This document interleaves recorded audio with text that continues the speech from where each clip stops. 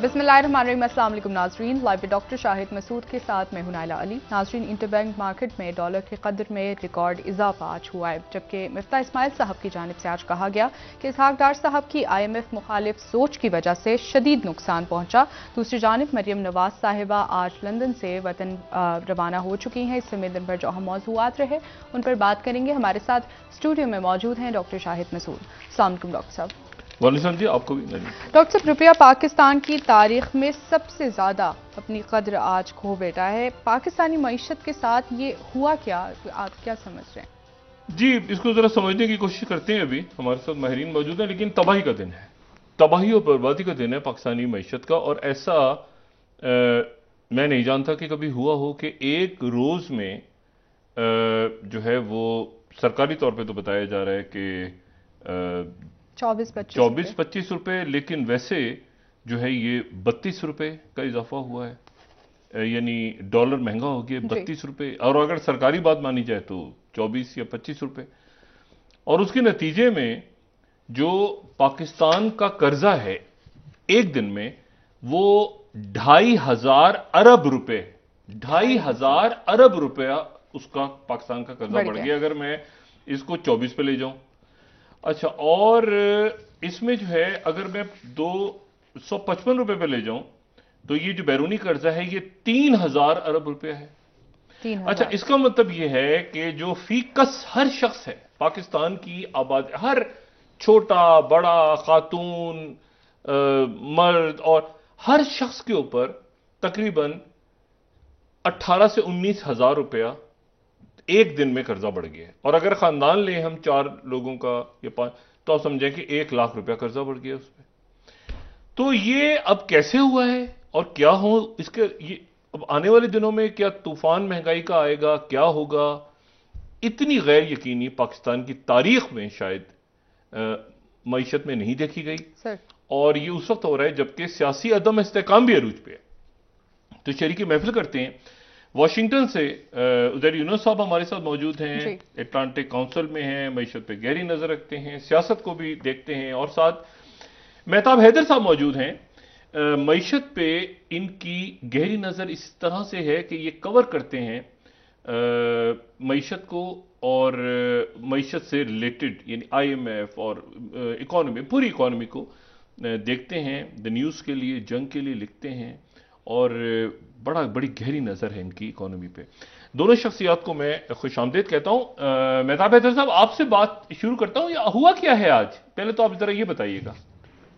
देखिए सर, बुनियादी तौर पे जो IMF की कंडीशंस थी उनमें एक ये भी था कि आप रुपए को आर्टिफिशियली मैनेज नहीं करेंगे। डार साहब ने आने के बाद उसको आर्टिफिशियली मैनेज करने की कोशिश की। उसका नतीजा ये हुआ कि जो रुपया है, जो डॉलर रुपया की कदर है, उसके 3 रेट्स जो है वो हो गए। एक सरकारी रेट था, एक ओपन मार्केट का रेट था, एक ग्रे मार्केट का रेट था, एक डॉलर जो है अवेलेबल ही नहीं था। तो आज वो जो फ्लड गेट था वो बेसिकली आज टूटा है। एक दिन पहले भी आपने देखा कि एक्सचेंज कंपनीज ने कहा जी हम अनकैप करेंगे, लेकिन जब 255 के लगभग रुपया पहुंचा वो दोबारा से 243 पे उसको लेकर आ गए। आज दोबारा उन्होंने अनकैप किया और वो जो फ्लड गेट था वो टूट के अब ये हालत आपने देखी जो आज थी। बुनियादी तौर पे ये 2.5 महीने पहले मेहताब हैदर साहब, एक बात ये बताएं, आपने कहा कि फ्लड गेट टूटा, यानी मार्केट ने खुद तय किया कि हमने डॉलर कहां तक लेके जाना है, यानी सारा उनके, ठीक है ना। मुझे ये बताएं कि यानी उसकी कोई हद तो होगी ना, मतलब 255, 252, 270 हो जाए कल, मतलब कोई हद है या उसकी हद ही नहीं है कि जहां तक मार्केट चाहेगी वहां तक ले जाएगी डॉलर? देखिए, बुनियादी तौर पे इस टाइम प्रॉब्लम ये है डॉक्टर साहब, पाकिस्तान जो है वो डॉलर लिक्विडिटी क्रंच का शिकार है। हमारे फॉरेन करेंसी रिजर्व्स इस टाइम गिर रहे हैं। अभी जब मैं आपके प्रोग्राम में आया हूं तो लास्ट टाइम मैंने चेक किया, स्टेट बैंक का डेटा थर्सडे को आता है, अभी तक डेटा नहीं आया था, अभी थोड़ी टाइम बाद शायद आ जाए। तो मैं ये बात कर सकता हूं कि जो 4.6 बिलियन डॉलर्स के रिजर्व्स लास्ट वीक थे उसमें नुमाया कमी हुई होगी, यानी 4.6 से 6 जनवरी को गालिबन। जी बिल्कुल जी। तो बुनियादी तौर पे उसमें मजीद कमी होगी, क्योंकि उसकी वजह यह है कि हमारी रीपेमेंट्स जो है वो जारी हैं। अभी हमने एक 320 मिलियन डॉलर्स का چائنا کو ایک نیوکلیئر پلانٹ کے لیے تھا وہ واپس کیا. اس کے علاوہ کمرشل لون جو ہے وہ $500 بلین واپس کیا. شاید وہ تو اس ویک میں ریفلیکٹ نہیں ہوگا, لیکن ہماری ری پیمنٹس ہیوی ہیں.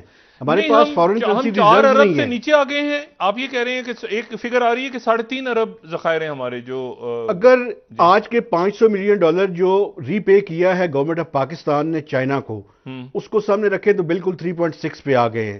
لیکن وہ چونکہ ایک لیگ کے ساتھ جو ہے وہ ڈیٹا آتا ہے, تو ابھی جو ڈیٹا آج اسٹیٹ بینک ریلیز کرے گا اس میں یقیناً جو ہے وہ $4 بلین یا $4 بلین سے تھوڑے سے شاید کم ریزروز ہو گئے ہیں. بنیادی بات یہ ہے کہ ہمارے پاس ایک مہینے کی امپورٹ کے بھی نہیں ہے. اسی وجہ سے آپ دیکھیں کہ آج فائنینشیل ٹائمز میں بھی سٹوری چھپی ہے, کوئی 8,000 سے زیادہ کنٹینر سٹک اپ ہیں اور ہمارے پاس ڈالرز نہیں ہیں کہ ہم ان امپورٹس کی چیزوں کو کلیئر کریں. تو اس کے نتیجے میں کیا ہو رہا ہے, ایک سیکنڈ راؤنڈ ایفیکٹ جو ہے وہ ابھی آئے گا, اور وہ سیکنڈ راؤنڈ ایفیکٹ یہ ہوگا کہ شارٹیجز کا خطرہ ہے. کیونکہ جب آپ بنیادی چیزیں ڈالرز نہیں ہوں گے تو بنیادی چیزیں بھی لانے کے قابل نہیں ہوں گے, جس میں کھانے پینے کی چیزیں بھی شامل ہے, پی او ایل کی چیزیں بھی شامل ہیں, الیکٹریسٹی پیدا کرنے کے لیے فرنس آئل بھی شامل ہے, اور اس کے علاوہ RLNG اور کول بھی شامل ہے. تو یہ ایک ڈرونا قسم کا جو ہے نا وہ سینیریو سامنے آ رہا ہے, اور اس ٹائم میرے خیال میں اس کے علاوہ کوئی حل نہیں ہے کہ ہم IMF کے پروگرام کو ریوائیو کرنے کے لیے جلدی سے جلدی جو ہے وہ نہیں. کیا IMF ایک تو خبر ایک تو مجھے ذرا یہ بتائیں کہ IMF سے بات, پہلے ہم نے سنا کہ IMF سے ورچوئل مذاکرات ہو رہے ہیں, پھر اس کا کوئی اعلامیہ نہیں آیا, پھر ہم نے سنا کہ ان کے ٹریجری ڈپارٹمنٹ کے کسی آفیشیل سے یہاں ملاقات ہو رہی ہے ڈار صاحب کی, ان سے ہم ریکویسٹ کر رہے ہیں, پھر ہی خبر آئی کہ وزیر خارجہ بلاول بھٹو زرداری صاحب نے امریکن سے کہا. مطلب ہم کس سطح پہ جا کے بات کر رہے ہیں, پہلے تو یہ بتائیں. اور دوسری بات کہ IMF سے مذاکرات کیا ہو رہے ہیں, ڈیڈ لاک ہے, ہوں گے کب, ان کا کوئی مطلب اسٹاف لیول پہ ہو رہے ہیں, کوئی ان کا بورڈ ریویو, یہ کب تک ہوگا IMF کے ساتھ معاہدہ؟ سر بنیادی طور پہ ہمارے ٹاکس ڈیو تھی نومبر کے فرسٹ ویک میں. جی. تو نومبر کے فرسٹ ویک میں IMF کے ساتھ یہ طے ہوا کہ ہم ورچوئل ٹاکس شروع کریں گے, جو کہ انفارمل ٹاکس ہوں گی, تاکہ 9th ریویو کو ہم کمپلیٹ کر سکیں. لیکن دونوں سائڈز وہ جو IMF کی پرسکرپشن ہے اس پہ ایگریمنٹ نہیں ہو سکا. تو وہ ایگریمنٹ نہیں ہوا تو وہ فارمل ٹاکس بھی نہیں ہوئی. وہ فارمل ٹاکس نہیں ہوئی چونکہ بنیادی وجہ یہ تھی کہ ڈار صاحب کوشش کر رہے تھے, ایک تو انہوں نے IMF کو کنونس کرنے کی کوشش کی کہ فلڈ کی وجہ سے پاکستان کے ڈیمیجز کافی زیادہ ہوئے اور واقعی ہوئے تھے, کہ IMF ایک لینیٹ ویو لے, لیکن IMF نے وہ لینیٹ ویو لینے سے انکار کر دیا. ڈار صاحب کی دوسری اسٹریٹجی یہ تھی کہ اپنے جو فرینڈز آف پاکستان ہیں, جس میں ان سے جو ہے وہ چیزوں کو لے کر مینج کیا جائے اور یہ وقت گزار لیا جائے. یعنی چائنا, سعودی عربیہ, قطر, یہ ملک, چائنا بھی اس کے اندر شامل ہے. جی اچھا. اس میں یہ کہا گیا کہ ہم جو برج فائنینسنگ کرنے کی کوشش کریں تاکہ یہ ٹائم گزاریں, لیکن وہ بھی اس میں ناکامی ہوئی, اور سب نے یہ یک زبان ہو کر کہا کہ آپ IMF کے پروگرام کو ریوائیو کریں, اس کے بعد ہم آپ کی مدد کرنے کے لیے تیار ہیں. تو اب 2.5 مہینے گزرنے کے بعد سچویشن ایسی جگہ پہ آ چکی ہے کہ کل ٹریجری ڈپارٹمنٹ کے آئے ہوئے تھے سیکرٹری آف اسٹیٹ, اور وہاں پہ ڈار صاحب نے بھی ان سے یہ ریکویسٹ کی کہ آپ لینیٹ IMF کو کہیں کہ وہ اپنی کنڈیشنلٹیز کو سافٹن کرے, اور آج پرائم منسٹر نے بھی ان کے جو لوگ ڈیلیگیشن آیا ہوا ہے ان سے ریکویسٹ کی ہے کہ IMF کو لیکن وہ نہیں مانے. اب دیکھ سر, میرے خیال میں IMF کا ڈیلیگیشن جو ہے وہ ایکسپیکٹڈ ہے, ابھی میں اس کو کنفرم نہیں کر سکتا, ایکسپیکٹڈ ہے کہ شاید فرسٹ ویک اور فروری میں آ جائے پاکستان, لیکن ابھی تک ان کی طرف سے اس کا کوئی اعلامیہ جو ہے وہ سامنے نہیں آیا. اچھا, عزیر یونس صاحب کو میں شریکی گفتگو کرتا ہوں, واشنگٹن میں ہیں اور ظاہر IMF, ورلڈ بینک, یہ دنیا بھر کی معیشت کو دیکھتے ہیں.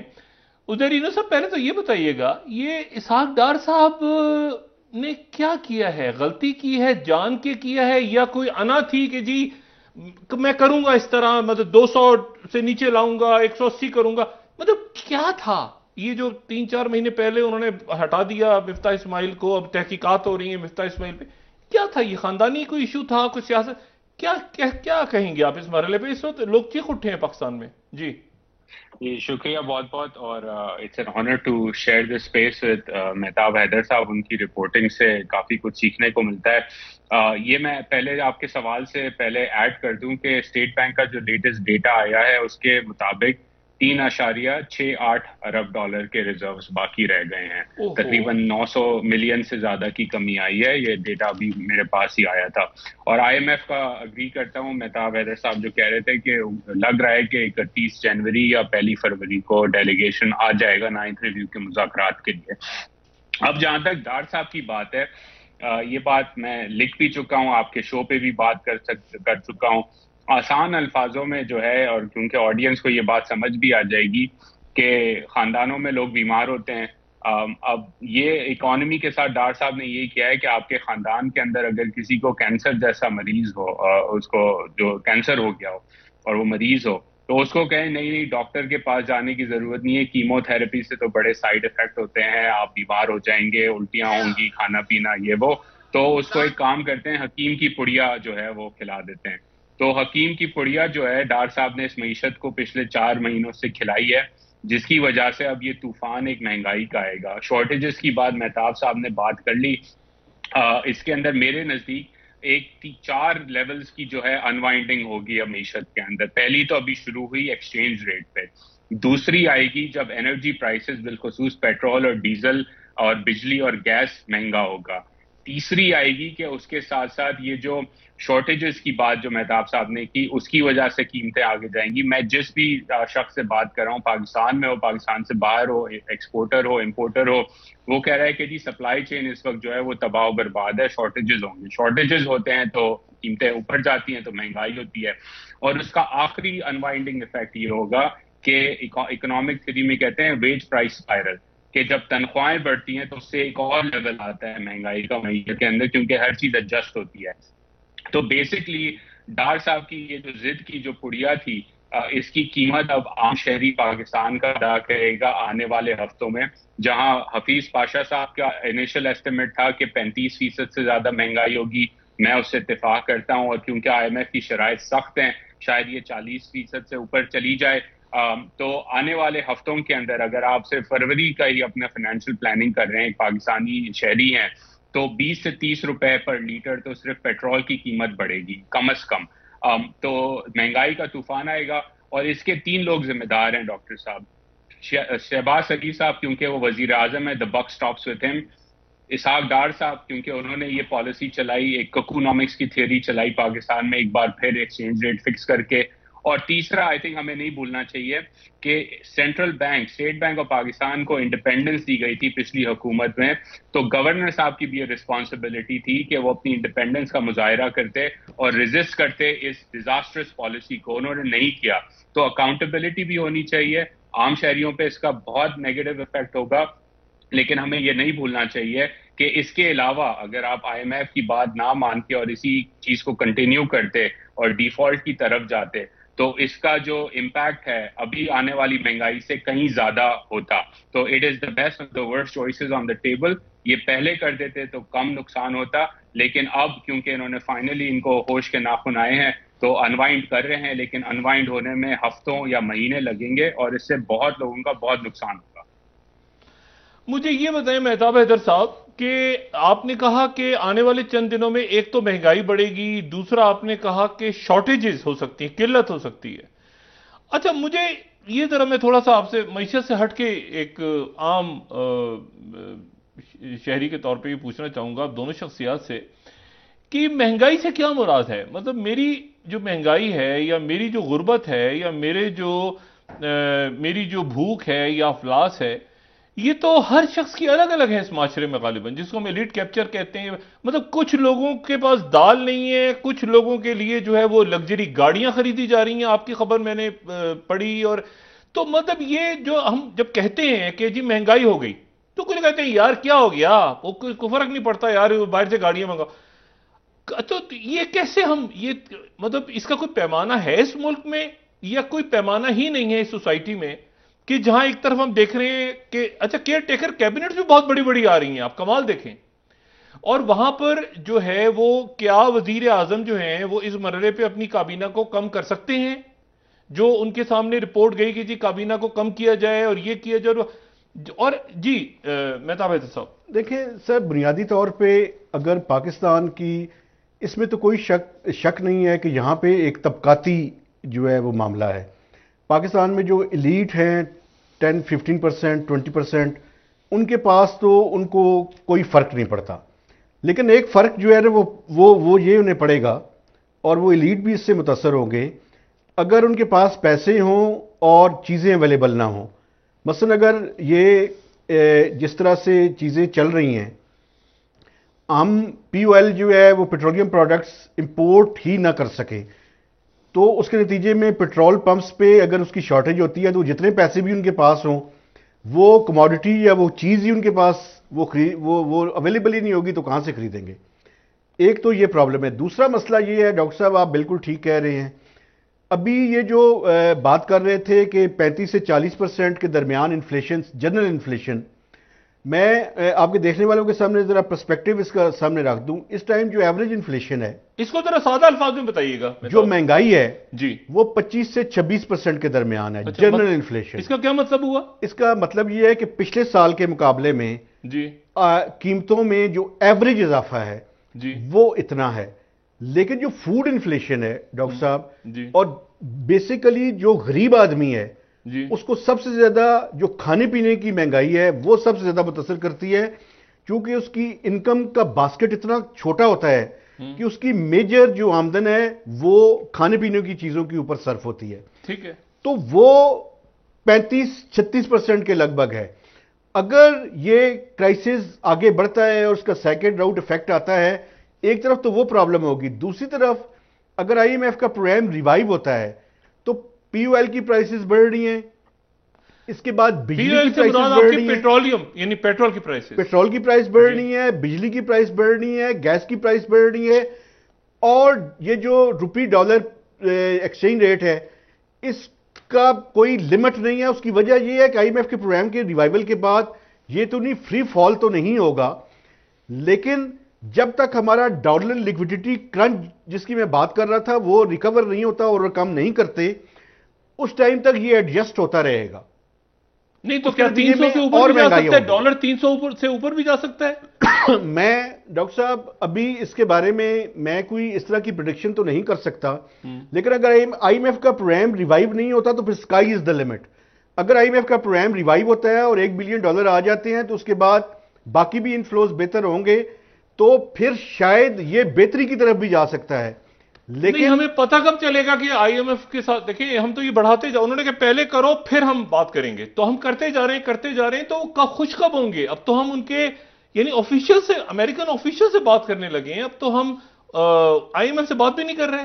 دیکھیں بنیادی طور پہ ہم جب بھی یو ایس کے رائٹ سائڈ پہ کھڑے ہوتے ہیں تو ہمیں ویورز بھی مل جاتے ہیں اور بہت سی چیزیں ہو جاتی ہیں, لیکن اگر ہم لیفٹ سائڈ پہ کھڑے ہوں یا wrong side of the United States کھڑے ہوں تو اس کے نتیجے میں آئی ایم ایف کی کنڈیشنلٹی سٹف ہو جاتی ہے. لیکن ڈاکٹر صاحب ہمیں آئی ایم ایف کو بلیم کرنے کے ساتھ ساتھ اپنے آپ کو بلیم کرنا چاہیے کہ ہم نے اپنی اکانومی کا سٹرکچر اس طرح کا رکھا ہوا ہے کہ جہاں پہ ہم آئی ایم ایف کے 23 پروگرام لے چکے ہیں, لیکن بیک ٹو اسکوئر ون ہر 5-6 سال کے بعد ہم پھر اسی کرائسس میں کھڑے ہوتے ہیں. تو یہ جو ایلیٹ کیپچر ہے اس ملک کے اندر, ہمیں اس کے بارے میں بھی بات کرنی چاہیے, ہمیں براڈننگ آف ٹیکس بیس کی بھی بات کرنی چاہیے, ہمیں یہ بھی بات کرنی چاہیے کہ ہم اپنی ایکسپورٹس کو کس طرح سے بڑھائیں, کیونکہ جب تک یہ فنڈامنٹلز ہم ٹھیک نہیں کریں گے, اپنی بجلی کے نظام کو ٹھیک نہیں کرتے. ایک ڈاکٹر صاحب میں ایک بات آپ کے سامنے رکھ دوں, یا پاکستان رہے گا یا بجلی کا یہ سٹیٹس کو کا نظام رہے گا. اس کی وجہ یہ ہے کہ پچھلے سال کے دوران 1600 ارب روپے کے لاسز تھے بجلی کے سیکٹر کے, اور پاکستان کا ڈیفنس بجٹ 1400 ارب روپے تھا. تو آپ یہ دیکھ لیں گے یہ سسٹینیبل ہے ہی نہیں. ہمیں اس کے نظام کو ٹھیک کرنا پڑے گا, اور وہ لاسز اس طرح کے نہیں ہیں, وہ چوری ہے, وہ ڈکیتی ہے, وہ ساری کی ساری چوری پہ مبنی جو ہے وہ لاسز ہے. تو یہ نظام کیسے چل سکتا ہے اس طرح؟ اچھا ادھر یونس صاحب, یہ جو بات ابھی اس کا ایک گلوبل پرسپیکٹو جو ہے, مہتاب حیدر صاحب نے بھی بات کی کہ ہم امریکہ کے رائٹ سائڈ پہ کھڑے ہوتے ہیں تو معاملات بہتر ہو جاتے ہیں, لیکن یہ کیسے ہوا کہ چائنا بھی اس وقت جو ہے وہ کہہ رہا ہے کہ ہمارے پیسے واپس کرو؟ تو یہ کیسے ہو رہا ہے جی گلوبل لیول؟ مہتاب صاحب کی بات میں ایڈ کرتا رہوں. عام شہری کے حساب سے میں نے تھوڑی سی میتھ کری تھی 2-3 ہفتے پہلے. جو اسٹیٹسٹکس ہیں پاکستان بیورو آف اسٹیٹسٹکس, اس کے مطابق پچھلے 1 سال کے اندر یا 2-3 سال کے اندر تقریباً عام شہری جو ہے، کمپاؤنڈر ہو گیا، الیکٹریشین ہو گیا، ٹیچر ہو گیا، ڈاکٹر جو ریگولر ڈاکٹر ہے وہ ہو گیا، ان کی قوت خرید کے اندر جو ہے 30 سے 40% کمی آئی ہے. یعنی کہ 30 سے 40% لوگ غریب ہو گئے ہیں، عام شہری. تو آپ کے جو سوال تھا اس پہ میں نے سوچا اس کو ایڈ کر دوں کہ آپ غریب ہوئے ہیں لوگ پاکستان میں، لاکھوں کروڑوں لوگ غریب ہوئے ہیں. جہاں تک گلوبل پرسپیکٹو کی بات ہے، چین ہو گیا، سعودی عرب ہو گیا.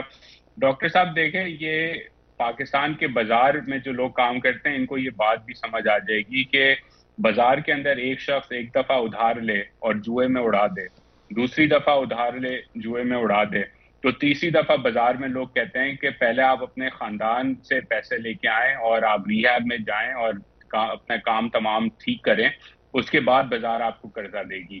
تو پاکستان کے ساتھ بھی یہی ہوا ہے کہ چین ہو، سعودی عرب ہو، قطر ہو، امریکہ ہو، ان کی کوئی دشمنی نہیں ہے پاکستان سے، وہ ایک مستحکم پاکستان دیکھنا چاہتے ہیں. 23 کروڑ کا ملک ہے، نیوکلیئر ویپنز ہیں، بڑا important geopolitically, geostrategically important ملک ہے، اس کی ایک ساخت ہے، اس کی ریلیشن شپس ہیں. وہ یہ نہیں چاہتے کہ آپ ڈوب جائیں، لیکن وہ آپ کے جوا کھیلنے کی جو عادت ہے اس کو بھی اب انڈر رائٹ کرنا نہیں چاہتے. وہ کہتے ہیں دنیا بدل گئی ہے، آپ انویسٹمنٹ کی بات کریں، آپ تجارت کی بات کریں، آپ لوگوں سے مل بیٹھنے کی بات کریں، لیکن آپ اگر وہ اسی بات پہ اڑے ہوئے ہیں کہ آپ نے جنگیں بھی لڑنی ہیں، آپ نے آنکھیں بھی دکھانی ہیں، آپ نے بڑے بڑے بڑکے بھی مارنے ہیں، آپ نے سعودی سے پیسے مانگنے ہیں لیکن ترکی کی گود میں جا کے بھی بیٹھ جانا ہے، ایسے کام اگر آپ نے کرنے ہیں تو پھر بات نہیں بنتی. اور یہی میسج کنسسٹنٹ پچھلے کئی سالوں سے، میں تو کہوں گا مہینوں سے نہیں، کئی سالوں سے سعودی عرب کے سفیر دیتے آئے ہیں، قطر کے سفیر دیتے آئے ہیں، امریکہ کے لوگ کہتے آئے ہیں. IMF کہتا ہے کہ بھائی اپنی معیشت کو سنبھالو، سدھارو. یہ جو کسینو اکانومی آپ نے بنائی ہوئی ہے کہ کبھی آپ ایمنیسٹی دے دیتے ہیں ریئل اسٹیٹ کی، یہ کہہ کے کہ اس کا 40 انڈسٹریز کے ساتھ تعلق ہے، اور پھر اس میں سٹا کھیلا جاتا ہے. آپ دنیا میں کوئی ایسی چیز بناتے نہیں ہیں جو دنیا خریدنا چاہے، سوائے اس کے کہ تولیے اور بیڈ شیٹس. نہ آپ اپنے لوگوں کو پڑھاتے ہیں، نہ آپ اپنی کیپٹل مارکیٹس میں ریفارم کرتے ہیں. تو یہ پاکستان کو اپنے اندر جھانکنا ہوگا، پاکستان کے اشرافیہ کو بالخصوص اپنے اندر جھانکنا ہوگا کہ وہ دن اب ختم ہو گئے جہاں دنیا مفت کا پیسہ آپ کو دے اور آپ اس کو اڑائیں اور عیاشی کریں، اس سے آؤڈی ای ٹرانز اور BMW خریدیں اور بیریا ٹاؤن اور DHA کے پلاٹس کے اندر سٹے بازی کریں. یہ کام اب نہیں چل سکتا. آپ نے ریفارم کرنا ہے، اور میں مہتاب صاحب کی بات سے بالکل اتفاق کرتا ہوں کہ ہمیں بات کرنا ہوگی پاور سیکٹر کی، ہمیں بات کرنا ہوگی اس ملک میں ایلیٹ کیپچر کی، ہمیں بات کرنا ہوگی کہ یہ کیسے ہو سکتا ہے ایک ملک کے اندر جہاں میرے جیسے اپر مڈل کلاس کے لوگ، ان کے ماں باپ جو ہیں وہ وزیر اعظم پاکستان سے FBR کی ٹیکس ڈائریکٹری کے مطابق زیادہ ٹیکس دیتے ہیں. میں پرانے وزیر اعظم صاحب عمران خان صاحب کی بات کر رہا ہوں، ان سے پہلے کا بھی اگر آپ گیلانی صاحب دیکھ لیں، راجہ پرویز اسلم دیکھ لیں، وغیرہ وغیرہ، تو وہ تو عام شہری سے کم ٹیکس دیتے ہیں لیکن شاہانہ انداز میں رہتے ہیں. کیوں رہتے ہیں؟ کیونکہ پاکستان میں ایگریکلچر ٹیکس نہیں ہے. کیوں ان کی پراپرٹیز ہیں؟ کیونکہ پاکستان میں پراپرٹی ٹیکس کا کوئی پوچھنے والا نہیں ہے. پاکستان کا صوبہ سندھ جو ہے وہ بھارت کے ایک چھوٹے موٹے شہر پونے سے کم ٹیکس کلیکٹ کرتا ہے. آپ سوچیں تو یہ جو لوٹ کا سما ہے یہ ختم ہونا ہوگا. اس کا میں ایک آخری آپ کو اگزامپل دے دیتا ہوں. ابھی ایک رپورٹ آئی تھی کہ لاہور جمخانہ کا سالانہ رینٹ جو ہے زمین کا وہ 5,000 روپے ہے سالانہ، اور یہ 50 سال کی لیز دی گئی تھی. میں نے اپنے دوستوں سے پوچھا تو ریئل اسٹیٹ میں کام کرتے ہیں کہ اس کی ویلیویشن کے حساب سے مجھے رینٹ بتاؤ تو کتنا بنتا ہے. تو انہوں نے کہا کم از کم اس پراپرٹی کا رینٹ، لاہور کی پرائم کے اندر ہے یہ جمخانہ، اس کا رینٹ بنتا ہے 30 کروڑ روپے ماہانہ. تو سوچیں، اور یہ اس کا اگر آپ حساب لگائیں عام شہری کے لیے، یہ 50,000 پاکستانی بچوں کی ایجوکیشن کا خرچہ ہے اگر ان کو آپ 6,000 روپے دیں ان کی ایجوکیشن کے لیے. ہماری literacy, youth literacy rate SAARC کی کنٹریز کے اندر باٹم آف دا رینک ہے آفٹر افغانستان. تو یہ لوٹ جو ہے پاکستان کی آنے والی جنریشنز کی پڑھائی کے پیسے لاہور جمخانہ کے امیروں کے پلے گراؤنڈ کے لیے جس ملک میں لگیں اور اس پہ لوگ بات نہ کریں، تو یہ کام نہیں چل سکتا. دنیا بھی یہی کہہ رہی ہے، پاکستان کے دوست ممالک بھی یہی کہہ رہے ہیں، اور اب وقت آ گیا کہ پاکستان کے اپنے لوگ بھی یہی اپنی اشرافیہ سے کہیں کہ بس ہو گیا، یہ لوٹ مار ختم کریں اور ریفارم کریں. اور پاکستانیوں کے لیے ہے، 1% اشرافیہ کے لیے نہیں. مہتاب حیدر صاحب آئی ایم ایف خوش ہو گیا ابھی یا ابھی بھی وہ ہمیں نہیں پتا کہ وہ ہم اتنا کچھ کرتے جا رہے ہیں ان کی طرف سے خاموشی ہے, وہ کہہ رہے ہیں پہلے کرو, مطلب ابھی خوش ہیں یا ابھی اور کوئی مصیبتیں نازل, کیونکہ پہلے $200 ارب کی بات تھی, 200 ارب روپے کے ٹیکس تھے, اب 300 ارب روپے کا ٹیکس غالباً آرڈیننس آ رہا ہے, وہ کیا ہے, وہ کیا بلا ہے؟ دیکھیں بنیادی طور پہ یہ اسی سلسلے کی کڑی ہے کہ وہ یہ کہہ رہے ہیں جی آپ اپنی فسکل جو معاملات ہیں ان کو اپنے ہاؤس کو ان آرڈر کریں.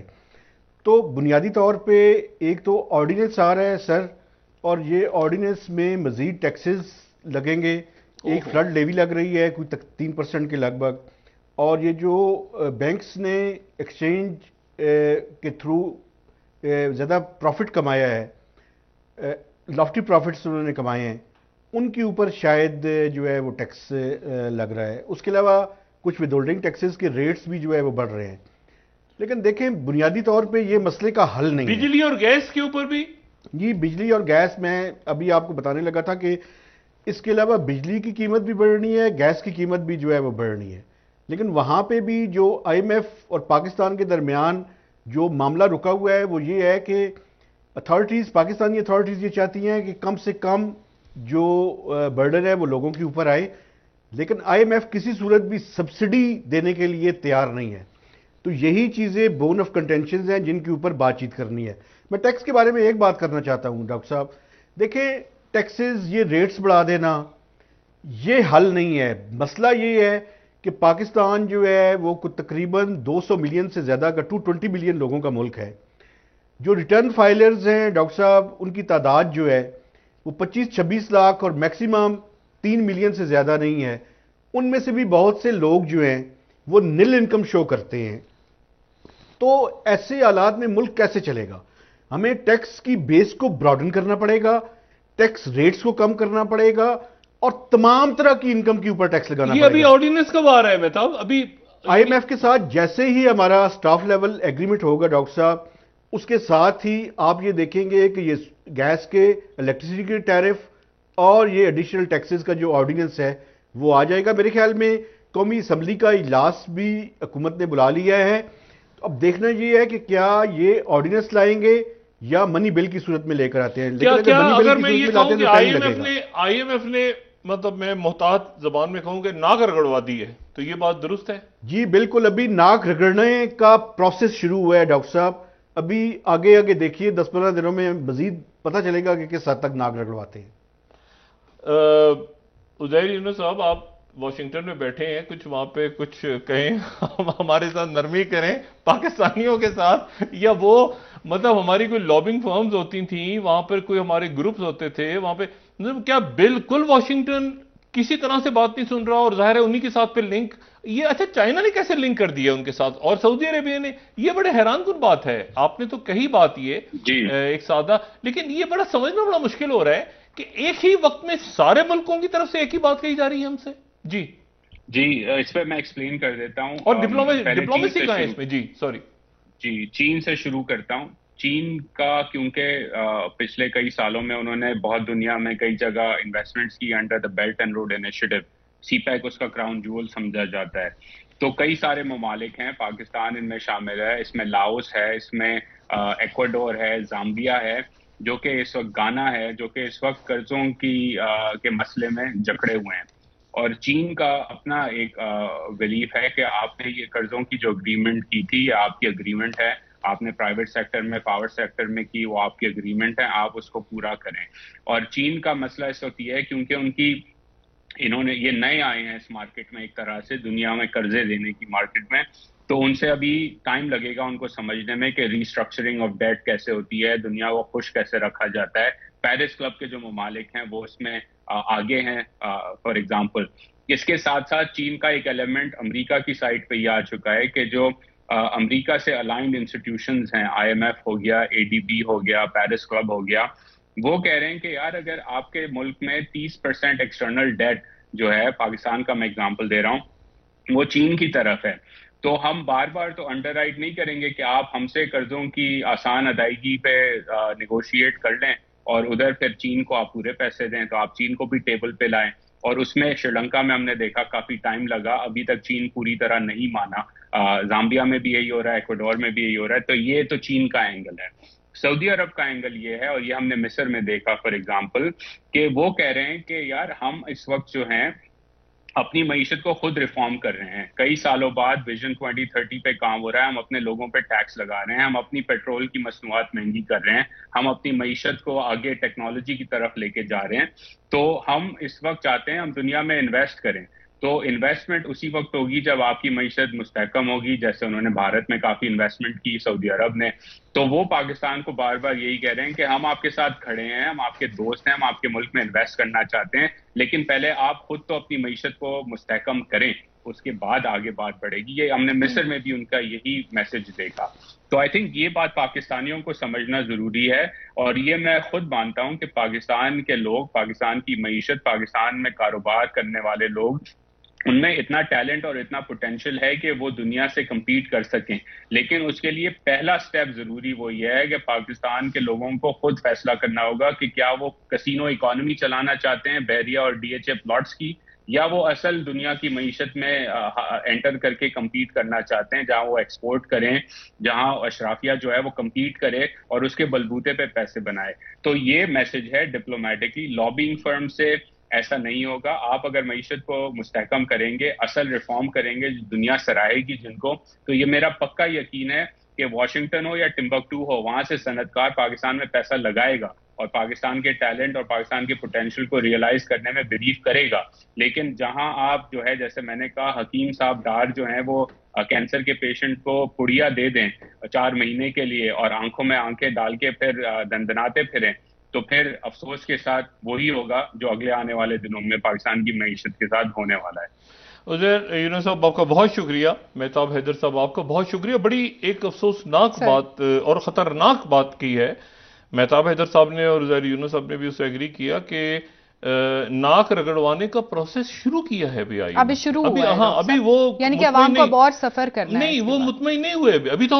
انہوں نے کہا پہلے سارا کر کے دکھاؤ پھر ہم بات کریں گے. ٹھیک ہے. تو ابھی وہ جو ہے نا مذاکرات طے پا گئے, یہ ہو گیا, وہ اس سے پہلے ہم نے بہت کچھ کرنا ہے. آرڈیننس بھی لانا ہے, قیمتیں بھی بڑھانی ہیں, ڈالر کو بھی اوپر لے کے جانا ہے, اور یہ سارا اس لیے ہوا. وہی بات کہ کچھ عرصہ پہلے یہ فیصلہ کر لیتے تو عوام پہ بوجھ کم آتا. اب ایک ساتھ وہ جو فلڈ گیٹس کی بات کی نا مہتاب حیدر, فلڈ گیٹ کھول دیا بالکل, اب یہ بھی ڈال دو, یہ بھی ڈال دو, یہ بھی یہاں پر اب وہ سوال اٹھ رہا ہے کہ کیا الیکشن ہونے جا رہا ہے.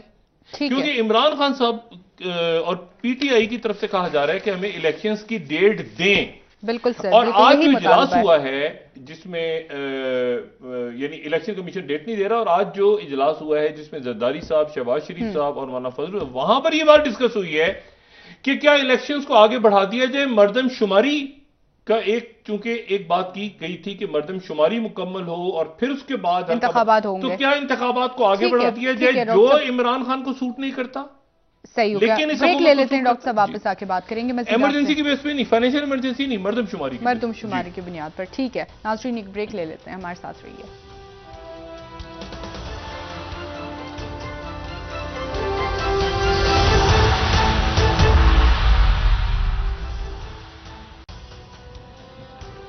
ویلکم بیک ناظرین. جی ڈاکٹر صاحب, معاشی معاملات پر بات کر رہے تھے. آج عمران خان صاحب کی جانب سے بھی گفتگو میں کہا گیا کہ اگر اقتدار میں واپس آتے ہیں تو آئی ایم ایف پر انحصار کریں گے اور آئی ایم ایف کے پاس جانا پڑے گا. وہ تو دیکھیں 31 تاریخ کو ابھی تک جو اطلاعات آ رہی ہیں وہ 31 تاریخ کو ان کا ڈیلیگیشن آ رہا ہے, اور وہ 9 فروری تک رہے گا پاکستان میں آئی ایم ایف. ٹھیک ہے.